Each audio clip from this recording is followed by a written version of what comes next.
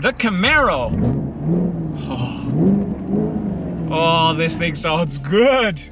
This thing sounds awesome.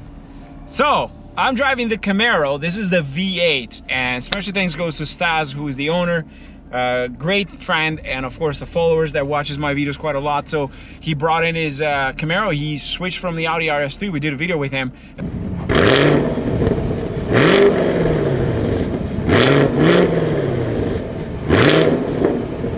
And on my left side, we have Shane with his Toyota Supra. So we're gonna find out how these two compare. This makes more horsepower, but heavier. That's less horsepower, technically.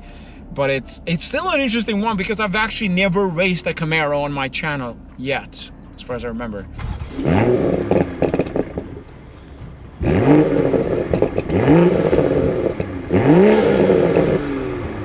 We did a couple of videos with him before, even against my own car. Maybe the video hasn't been published, but nonetheless, today we're gonna find out how these two compare.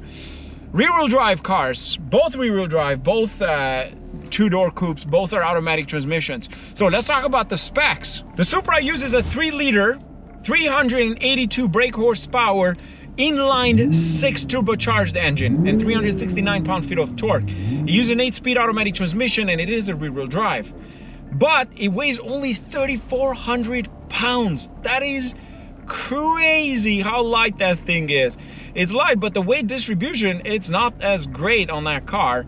But nonetheless, today we're going to find out how these two compare in terms of the horsepower.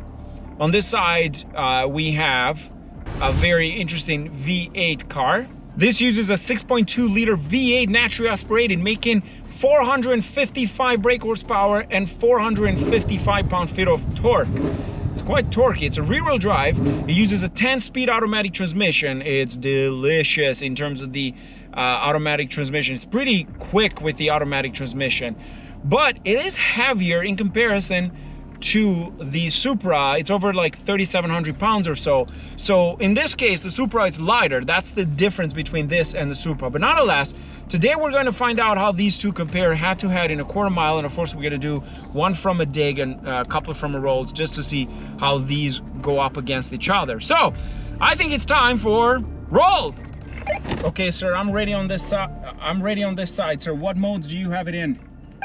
7 sports. Okay, as I say here, let's roll.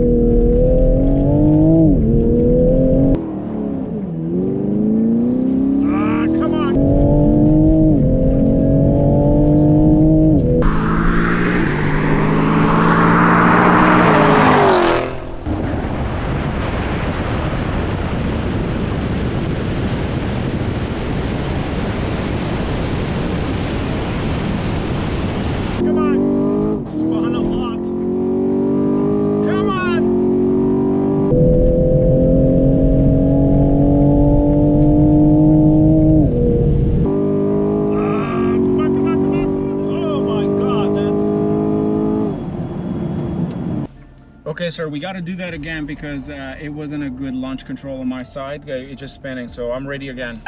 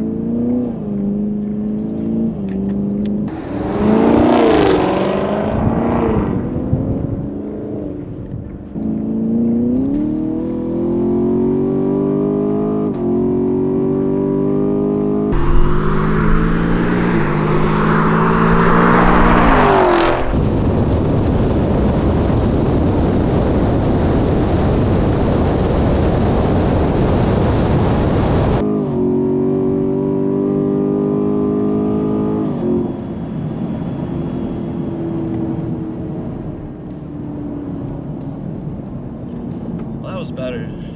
Definitely a lot closer.